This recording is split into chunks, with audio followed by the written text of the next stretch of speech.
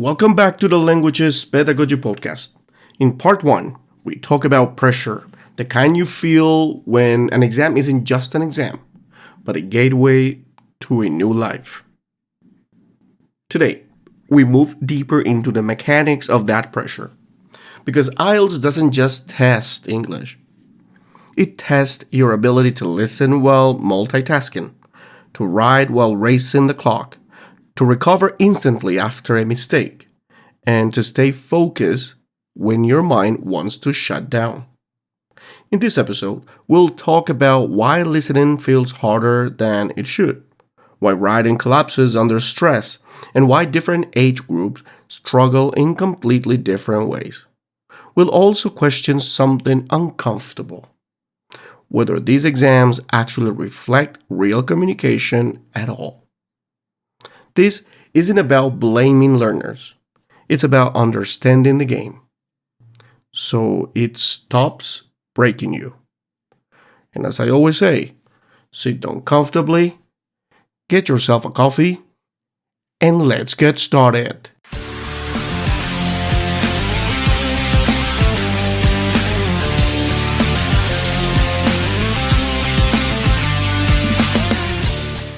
I bet students they had to pack their bags and go back to their own Oh, country. Jesus. That's Sad, that's it. It's sad. It's horrible. I think I need therapy myself. I'm also an empath, so I tend to take it very it's not personal because I know that I do the best I can do for them. Of course. But unfortunately, age is a factor. If you are 55 years old and you don't know the basics, your brain is just probably not. It's going to start collapsing little by little.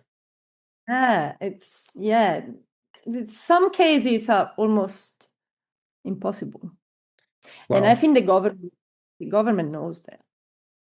Mm. So So how do you manage that with the students then? If you had students, okay, you gave me the extreme case. Okay, I'm fed up with this. Bye bye. Pack up my suitcase and go back to my home that's not country. I'm fed up with it. Is But that what your about? visa is expired? If you don't give me the score in the next 30 days, you're out of here. So how do You're you not fed manage up. that pressure then, especially in the speaking part? How do you manage that? They don't. They don't. There is actually a limit to what we can do Wow. for them. Yeah. Well, IELTS says, the statistics says to gain one level, 1 point. I think it's a bit generalized, to be honest, but one level is 3 months. And actually, if you go to an international English school, they will put you in they would do a test, of course, but generally they will put you in A2 level for 3 months. Then you go to B1 for 3 months, and then you go to B2 for 3 months. And then you put that into the IELTS frame, and you know that the A2 will probably be a 4 and 5 if you have good techniques. B1 will be probably A2 will be nothing. B1 will be a 5 if you have good techniques. B2 will be 5 if you've got no techniques, but will probably be a 6 or up if you have good exam techniques, and C1 and so on. But it says that it should require 3 months to gain one level. Got it. Hence, they now let you do the one skill retake, but you have 60 days to do it. Wow. Because we want to capture your language here. And now, if you have 3 months to get ready and higher your score, and now you had 555 and you come in for a 7 in speaking, that's not realistic. So you've got 60 days to do that, because we are sure that in 60 days you cannot improve more than 1 point. Of course. So, Yeah. realistically speaking now, let's say you have a student whose level is a 3. Yeah. How long does it take you to pull him up to a 5, for example? Well, again, it depends on them a lot. You are free, but you are young. You've got nothing else to do. You've got no other stress but to study. We meet up every day. couple of hours a day. I give you exercises. You do your exercises. You are focused. You don't get drunk at night. You actually can break, Good point. something. You are a family father working for 3 kids. Your wife, she wants to go out for dinners, of course. She moved to Australia. She wants to have fun. The kids have all these needs. You need to pay for all of this. You need to work all day. You are stressed. You've got the pressure. I cannot Well, compare this to a young single man that comes in and wants to that has have a enough life. time to do it, and the other ones that have already a life behind. Yes, this Got is it. pure survival, and the time and energy are very limited. Got it. Got it. All This right. in 3 months. This one's gonna need a year if he can. Mm. Well, So you that's gotta. why the first intakes that I had with my teachers. So I train my teachers, right? Got it. Because I want them to use the techniques that I use, and I want that our teaching is kind of standardized. Of course, each one of us is a little bit different. The personal relationship is never going to be the same. But what I give, what I promise, my company started as me, myself, sitting on my kitchen. Yeah. My kitchen, I mean, I'm sitting on the chair, but at my kitchen table. And that is what I want to bring on. So, but that was difficult for them too to understand. Say, so am I going to teach this? Do we have these 10 lessons that we are going to deliver? Say, well, yes and no, because it really depends on who comes to you. Someone may Exactly. need to go to grammar, someone may not. Someone may be very good at speaking, but dyslexic when they write. Exactly. We don't know. Someone may be a very good reader, but then cannot Listening distinguish. skill is, yeah. So realistically, that's why we love to be one-on-one. Of course, business-wise, it will make so much sense to put them in groups. But no, otherwise I'm Mm-hmm. going to become one of these international schools where at the end of the day, no one is accountable if you pass the exam or not. They True. don't care. True. Well, you got another one there. It's a good point. Now we're gonna make this is another question that I just came out that you just answered now. You're working just one-on-one, right? Yeah. So this is for sure a different type of results that you get at the end of the day. Totally different. That's a total different situation. Because if you're, like you said, in a group, they don't care. But when it's one-on-one, you see that the person really wants to learn, that they're investing in their own skills, and you see different perspective there. That's a good one. So you have many of those students then. And another point that you just said, I got really interested in that one. You train your teachers. So you all follow a pattern, a structure, a class structure. Of course, you respect the differences in how they teach, their teaching ability. I mean, some of them are different type of teachers. Not all of us are the same. I'm more like, let's say, uh, type of a guy that likes to play with them when learning. But maybe other ones are a little bit more, okay, grammarians, let's call it like that. They like to teach a lot of grammar. So it's different. But all of them have the same structure, right? Yes. And I So mean, the important thing is to match the right student with the right teacher too. got it. So This you is a do, very you do, you do uh, a type of a exam to find out what type of a student you have. I know that many schools or many tutoring businesses Hmm. start with a mock. I find that's a waste of time. I don't do that. But I will give you a free half an hour session and we talk for half an hour. Now, why we Hmm. talk for I already know.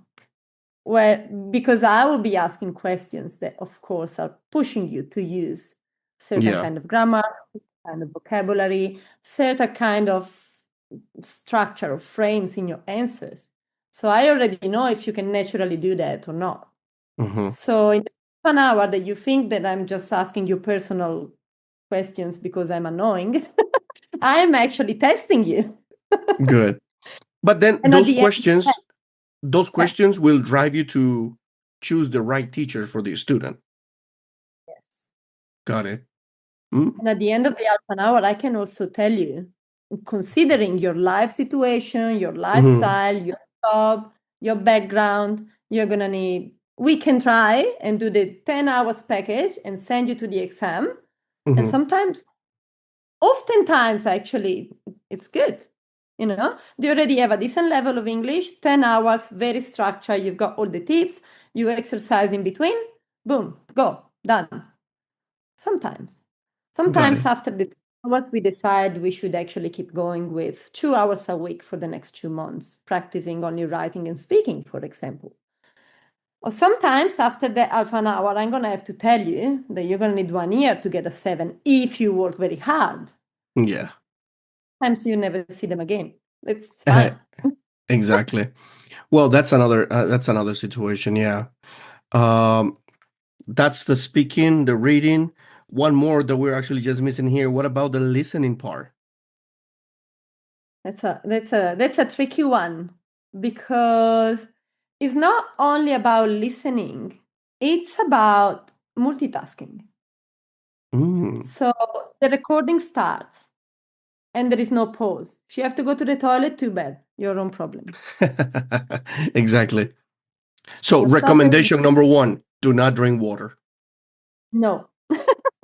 Don't bring the water bottle in. Doesn't matter. They don't let you anyway. It needs to be transparent. So funny.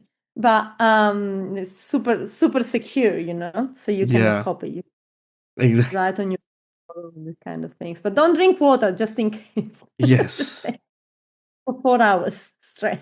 Eh. Um, so that is actually, you need to be focused. Mhm. If you miss one, it's not only the fact that you miss one answer. Okay, fine, you can miss one answer, but psychologically, you need to be able to let go, and that's part of my a life process for me to learning how to let go of people, things, situations. I said, you need to do that in your listening part. You realize that you missed one.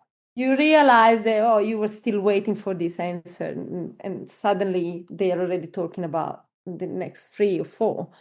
Um, Let it go. You need to get back on track, and you don't have Wow. 5 seconds to do that because in those 5 seconds, you're going to miss another 2 points. Yes. So you That's have just selected about 1 minute, just over a minute, to look at a group of questions. All right. So in in that minute, I've seen people looking up. I've seen students complaining to me, saying, "Why do they have to wait 1 minute before starting the recording?" I was like, "Maybe you should use the minute." of course.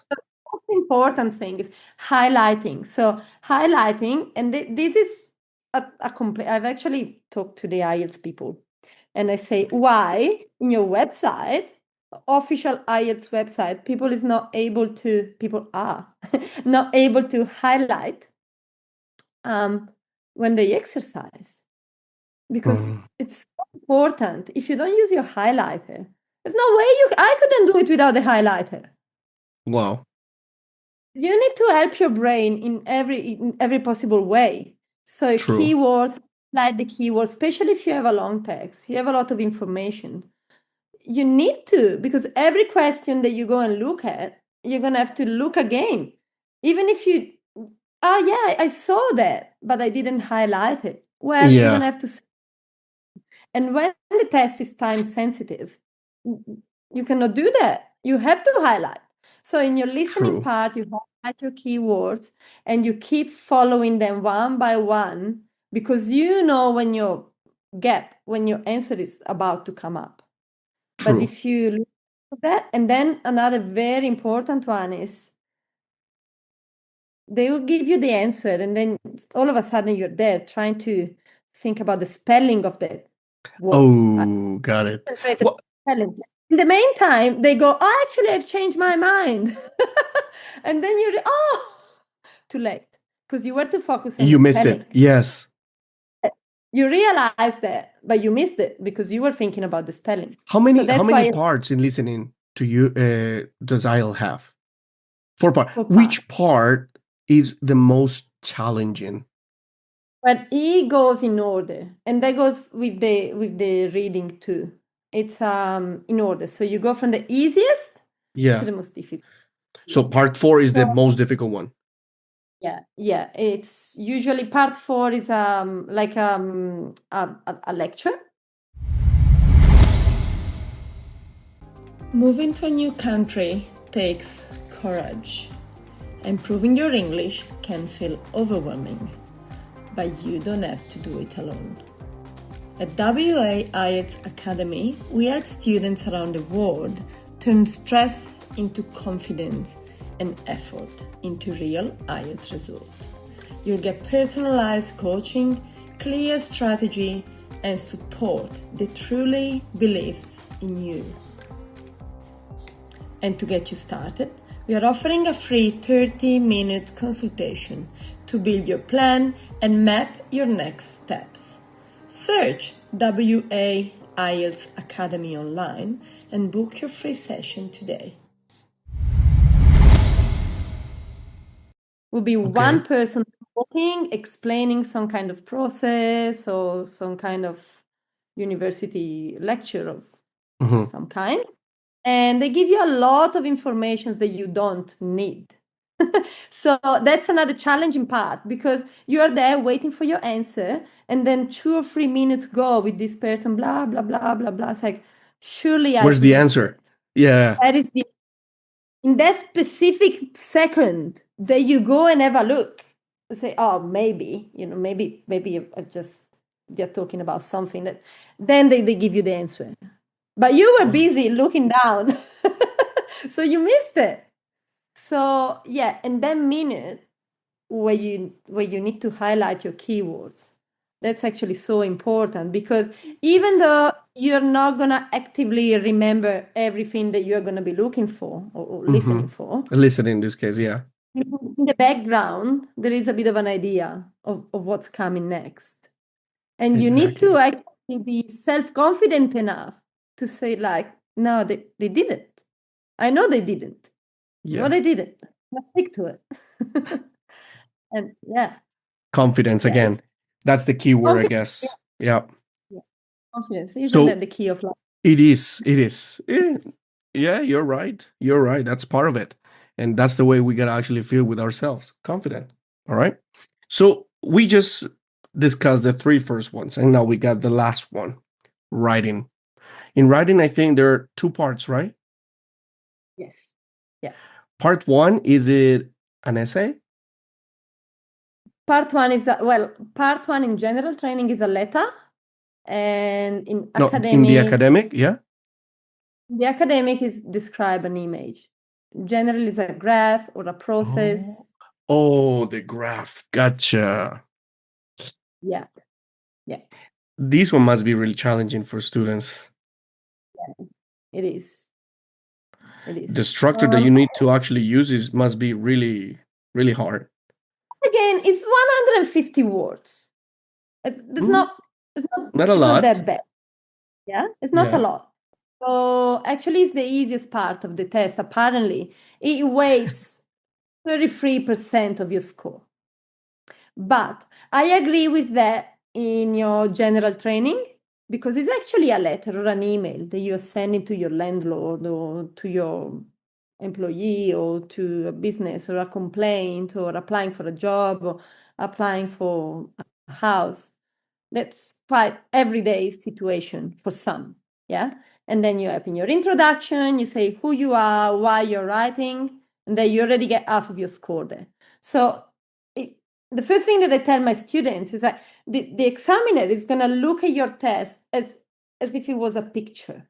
So if it looks well organized, well balanced, and you have paragraphs in there, with the right length, you're already halfway through. Your introduction is going to say who you are and why you're writing. Boom, task response.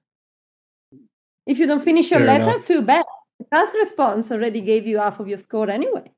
Yeah. I've had students thanking me after the exams, like, I had to go to the toilet. And in my essay, I only wrote the introduction and the first body paragraph. I'm going to Wow. leave the country. I'm already packing my bags. I was like, wait, but did you follow my instruction for your introduction? Because if you did, now we've got a chance. And he did it. He Wow. got Really? it. Yeah. Oh, Because in the introduction, you're already telling this is like the a reader. movie, Mission Impossible here.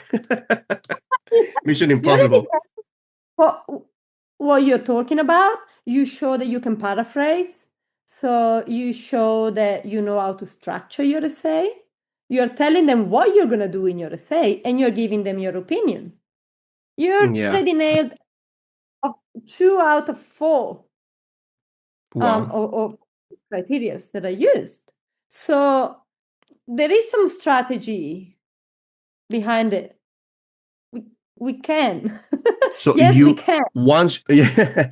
So once you nail to follow the strategies, everything must be quite like soft and you just let it go with the flow. So you just fill it up, that's it. You follow the strategy even though the answer is not that long or whatever, but if it meets the strategy, you can pass it. You can get a 5 Got it. if you're lucky. if Okay. you come to even it's 6.5, 7, 8, then it's a completely different conversation, obviously. Got it. So Actually, out of these four ones, which one is the most difficult one for your learners according to your experience? yeah, I think I should divide them into age groups. And under 25, they don't know how to read. Wow. Most. I like this one. Wow. Okay. And I can actually see the effect of scrolling, social media, attention spam, the capacity of going deeper into a conversation to give significant examples, to support your idea, to argue for or argue against something disappearing. wow. Is disappearing. But they probably have a brain that's still flexible enough where we can build it. Got it. While you go to older people, let's say, they probably struggle reading and they're not going to become fast readers, possibly. But maybe they can listen a little bit better. They can focus a little bit more. So they will get the strategy. So And they will maybe miss the language, but they will have the capacity or the ability to give you a statement and support it and argue against something. So interesting it's that one. very hard for me to give a straight answer. Yeah, but no, it's perfect because you gave a straight answer. Under 25, the reading skills. Perfect. What about above 25? It's just a different shade. Yeah. So if they've got a good English over 25, they still get a chance Got it. to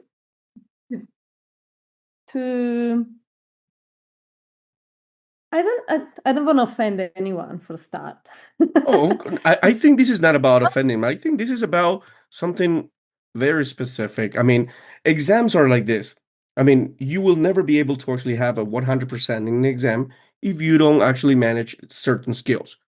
Not everybody has actually all the skills pretty well and settled there. So it is like that. And one of the things that I really like about your answer is that you were very straight. Under 25, reading is the problem. Fair enough. And I believe it. Why is that? They are the younger generation. Younger generations have a lot more problems focusing on reading. And you were given a really good prescription here. So what happens? Yeah, why? Because of the social media impact. Perfect. Fair enough. For sure. If we actually move a little bit forward, like let's say 35 to 40 years old, we're going to find that maybe they are a lot better in reading. They can focus a little bit more, but their listening skill is a little bit more of a problem, or their writing skill, depending on their job or how much they actually use it in their daily life. The skill, talking about the skill, but it And actually happens like that. The older they are, the harder it is to get them to use English structures. Because obviously, I've been speaking for the last 40 years in the same way. So what they try to do is to translate their first language expressions into English. Yeah. And we know that doesn't work. That doesn't work. And then they also have the obstacle, the time and energy. So if I tell a 25 years old that's just going to school, has no family and single, and if he wants to, he can read a lot. He can read every day. He can watch TED Talks all day. He can watch documentaries. He can start working on these expressions, vocabulary, idioms, all of that. Now, an older person that's focused on working, earning enough money to support the family, passing the exam, stress, everything else, is not going to read a book before going to sleep. He's not going to watch TED Talks in the morning. So that is, you see, under 25 or younger have some kind of advantages. Older have another kind of advantages. Exactly. Yeah, generational stuff, and that's what happens. I mean, I'm not saying this is offensive. I think it is part of a diagnose of what is happening. That's reality. These exams are not actually, to me, to my perspective, these exams are not actually evaluating how much English you can use or the way of communication. These exams test exactly that. Work under pressure, be patient, and stay focused. If you don't have those three, it doesn't matter how much English you know. You will go down. Yeah. Period. If you know, whether you know or not, whether you're a native or no-native, anyway, if you don't have those three skills there, which are not related to English, you're going down. Because if you don't have actually, you cannot manage your own time. You cannot manage pressure, and you cannot actually just be in focus during specific time, 4 hours. And before we continue, I want to give a quick shout out to Frame Flow, the creative studio behind our new podcast cover. They specialize in premium cinematic quality video production, editing, and graphic design, and they're based in Nanning, China. If you're a content creator or personal brand looking to level up your visuals, you can book your first project and contact them directly via WeChat or WhatsApp. Learn more at frameflowcn.com. Forget it. I have a problem with focusing. What if I cannot actually focus more than 30 minutes? My attention gap will be terrible. What if some people have dispersed attention? They won't be able to stay focused in the listening because they just saw a fly around and that's it. I think these exams, more than learning, more than teaching or showing how much you know about the language itself, it's more about other skills, I think. What's your Yes. perspective on it? I agree with you, but yet again, we need to divide them into groups. Yeah. To a 5 or a 6, if you don't have a good English, but I can teach you how to focus and how to follow the instructions and how to write, how to find your answers, how to make the most of what you have. It's good. But then you get to a 7, 8, and 9, where it's actually about how polished your language is. So it's like now we're talking about a completely different approach. True. I have students that grew up studying in English or grew up in an English-speaking country, but still, everyday English is not IELTS English. And that it's a shame because even if they have the perfect structure, even if they can actually expand their ideas, support, give good examples, finding answers, it gets to a point where it's about actually staging being a professional. A kind of language that no one uses. No one uses Exactly. that. Yeah, so you have a lot of social media groups and TikTok and Yeah. Instagram and constantly, daily, they give you real English, IELTS English. And I tell just sign up to all of them. And when you're Yeah. scrolling, scroll through that because that's what you need. You Yeah. need now we're going into a kind of English that's not realistically what we need. And that's a True. shame. And I understand how you can require that for a university, but I don't understand how you can require that for a working visa. Exactly. Well, you got it. That's the point. That's the point. I really like that perspective as well. This is the world of the exams. I'm sorry. So the world of the exams is like this. So we need to actually keep teaching this, though it's not about English, it's about more psychological pressure, how to handle that. Period. My perspective on and what I can actually just take from you now. So Yeah. we're just coming to the final part of this amazing episode with you. You have lightened up a lot, and I think the audience will enjoy a lot everything that you just said because it's gonna help a lot. And I would like you to give me all your details so I can actually put them in the description of this podcast so they can go to you, reach out to you, and ask for an advice if somebody is actually interested in going to Australia or maybe just interested in taking the IELTS course through online platforms as well. So, what would you say as a final part of this episode?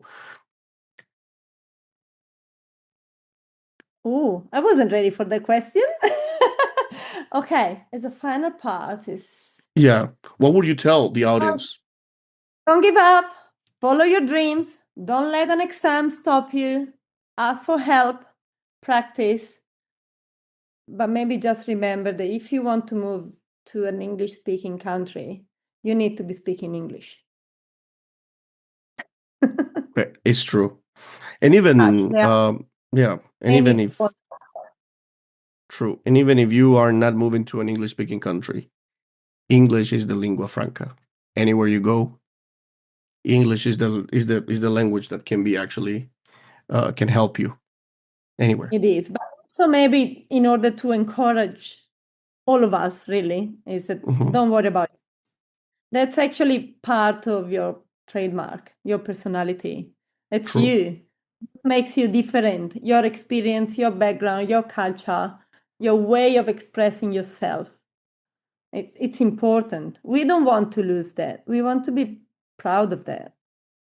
This is what we Exactly. can contribute into whatever room we enter. Yeah. Our Oh, be true. ashamed of your speak. Just get out there and speak because that's how you learn. That's the best Speak way. up. Exactly. Make mistakes, learn from Yeah. it, and keep going. I make Keep going. mistakes all the time. Have you noticed that? Yes. Everybody, not only Yeah. everybody. Language Yeah. is not perfect. Yeah. That's a fact. Any language. I mean, and I don't want to stretch these any further. We shouldn't give examples in the conclusion. But Go if ahead. you talk with an Irish person or a Scottish person or Australia, New Zealand, they're actually hardly the same language sometimes. Yes. We are native English speakers.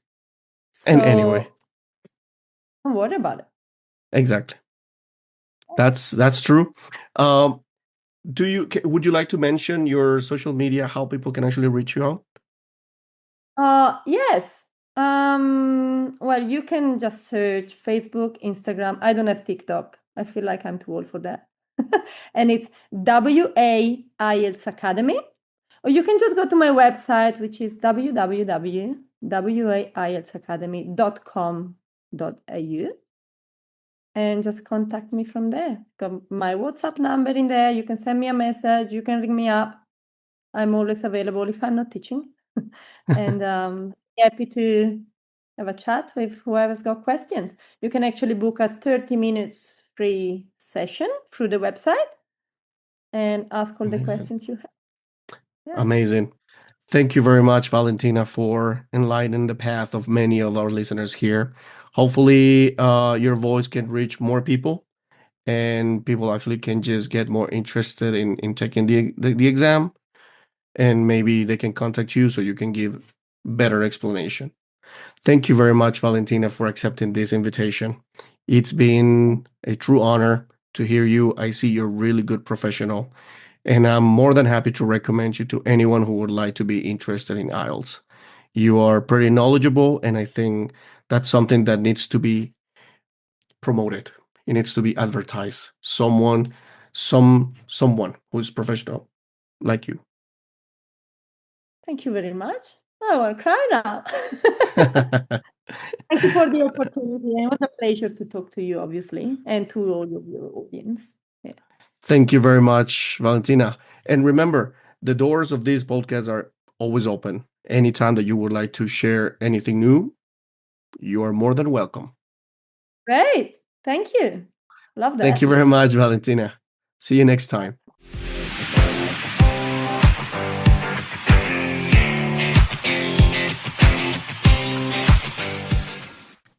What we've explored today goes far beyond IELTS. Yes, exams matter, scores matter, visas matter, of course. But what truly determines success, both in exams and in real life, is your ability to stay calm, adapt, recover, and keep moving forward even when things don't go perfectly. Language learning is messy, communication is imperfect, and confidence doesn't come from being flawless. It comes from showing up anyway. If you're listening to this and thinking, I'm still learning, but I'm not giving up, then you're already doing something right. Your accent, your mistakes, your pauses, they're not failures. They're proof that you're using the language. And until next time, keep speaking, even when your voice shakes.